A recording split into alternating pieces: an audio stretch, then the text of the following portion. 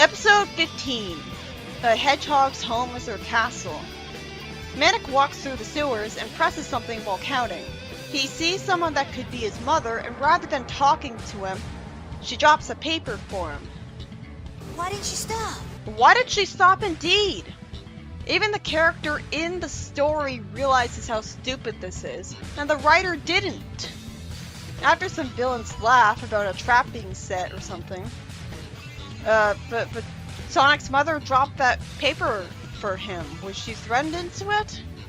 Sonia sees the paper about her getting her own castle, and Sonic says castles are drafty and they don't need one. How would he know castles are drafty? Sonia says a castle could be their headquarters. Incredibly cool concept that of course won't be used. I guess it'd make for better security with the walls and moat and drawbridge, but it's also not as convenient as a vehicle they can ride anywhere that people won't recognize instantly upon seeing. Sonic, I mean, like, if their headquarters was a castle, like, it would make sense because Sonia is a princess, like, they're all royalty, but that would be changing the status quo, so. Sonic sees a sign saying that he can listen for the whistle to find a chili dog stand. That's not out of the ordinary at all. For some reason, Sonic doesn't immediately recognize Dingo.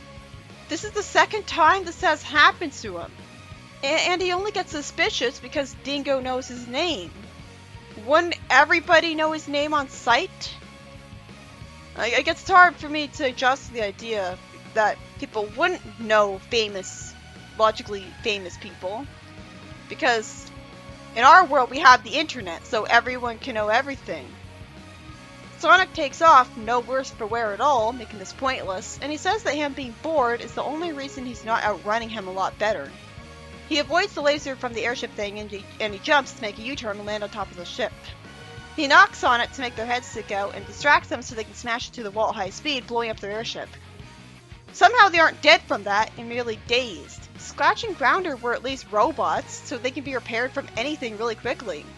The slapstick works even less in this show, and not just because it's totally dissonant. It would be perfectly fine if they had more bounty hunters than just these two, which I'd always been expecting. Then when one pair of bounty hunters gets too damaged, they can be replaced. The heroes are on their way to a castle they should know is too good to be true. They see lightning, and the drawbridge conveniently opens just for them, with what seems like fire on it from lightning, and we see a menacing figure. The figure talks like a Dracula ripoff, and blows fire from lightning off an owl. How is the owl not dead or need to go to a vet? And he welcomes them, saying he's been expecting them. He uses a key to unlock a door for Sonia's room, which has bats in it. The prissy rich girl shrugs that off and says it just needs some spring cleaning. She doesn't even say that she just really wants to live in a castle again, no matter what. Instead of him being offended at Manic and Sonia insulting the living conditions of his castle, he doesn't react at all and just opens the door and releases rats. Manic is afraid to sleep in the castle, even though he normally lived in the sewers and is used to pretty bad living conditions. And he goes into the room to prove that he isn't afraid to Sonia. Sonia says that she thinks she just saw her mother. Manic says there's no way out apparently, so he suggests going to bed. She looks at a yellow dress and sees some white fire in the mirror. Manic walks around with a candle that gets blown out, and there's some wind that smacks the door into the wall with him. They're really trying to make this a scary episode. Then he hears a growl that's just from Sonic belching. He casually mentions that he got anti-gravity sneakers out of complete nowhere. This is such an awkward forced meta SAT-AM reference. At least in SAT-AM he got them from Rotor. Here he might as well have jumped over to another show and got them from there. That's not satisfying. It's not symbolic of anybody's competence. He just got them. Sonic calls out for his mother and gets approached by the host of the castle from behind, causing him to run up to the ceiling. Then he makes him dizzy just to be a dick, and instead of him responding negatively to him, he simply tells Sonic where to go to his room, giving him very convoluted instructions. What incentive does he have to help Sonic with the castle? Something falls from the ceiling that nearly kills him, and he finds a rope, seeing that it was cut. Then Sonia briefly sees her mother in the mirror, but she doesn't talk to her. Why is her mother messing with her like this? She's not a ghost, so why would she see her in the mirror and, well, not behind her? Well, fortunately there's an explanation for that.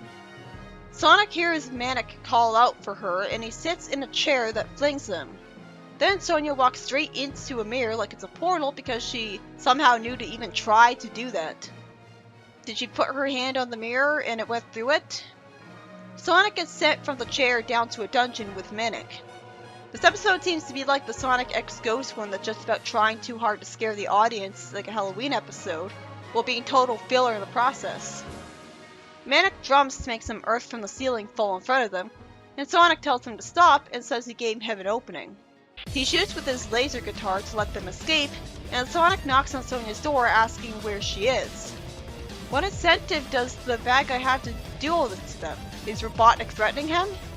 He runs over to Sonic looking startled, and Sonic threatens that he has to listen to rock and roll if he won't talk. And he's never heard rock before. Why the hell does he hate his electric guitar music? It's not like he's singing. For it. No, please. This is torture.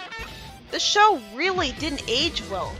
Who would react to rock music like this in the 90s? Even in the 90s, let alone today. He says that his owl was threatened, and the bounty hunters are on their way. Manic tells Sonic that Sonia went into the mirror portal. Queen Alina apparently told Dracula that it's difficult to find your way around in the mirror, and she was very fond of his owl. Sonic tells Manic that if he's not back at a certain point, he should come find him. He goes into the mirror, seeing some crystals, and finds Sonia. She complains that she thought she saw both their parents in here. Obviously, it isn't that easy for them to escape the mirror dimension. This makes no sense. Why would this dimension even exist? Why can't they just go escape through the place they came in? Then Sonic's mother tells Manic she loves him when he's asleep and tells him about the mirror, saying to go in for an escape. And then Sonic and Sonia leave from the mirror. Why didn't she just wake him up? Well, he would beg her to stay. Not that she explains that. And since the bounty hunters are coming, she probably just wants to flee like a coward. It's a shame. They really want us to love this character because she shows affection to Manic, but it's so frustrating how she's ditching her kids all the time for no explained reason. After the heroes play a song, they avoid some missiles shot at the castle. Manic tells his siblings to go into a mirror since their mom told him to go there in his dream. How could he have been asleep enough to have not noticed her and think she was just a dream when I don't think he had been sleeping for that long? He's really good at falling asleep to the point where he can have a dream in a short amount of time. Sonia points out that if the mirror is destroyed, they could be stuck in the mirror world forever. And because they have no other choice, they enter it just as the mirror gets destroyed. Manic runs off thinking he saw his mother and then gets smacked away. Sonic justifies it as he has to go slow in this dimension. And if he doesn't go slow, that happens to him. Why would there be that kind of arbitrary rule? Then a yellow tractor beam suddenly shows up for no reason and transports them out of the dimension, where they're overlooking a cliff and see the castle's destruction. So now this guy is homeless. Thanks, freedom fighters! At this point, you've done more harm than good. And the story ends with their mother shedding a tear and still not joining them for no reason at all. Why? Why does she think she needs to be apart from them? It's not like child services is making it illegal for her to come live with them. This is so stupid. At least King Acorn was trapped in another dimension. As you can tell, the whole thing about Sonia's mother wandering around the castle and refusing to talk to her children was a low point for the episode.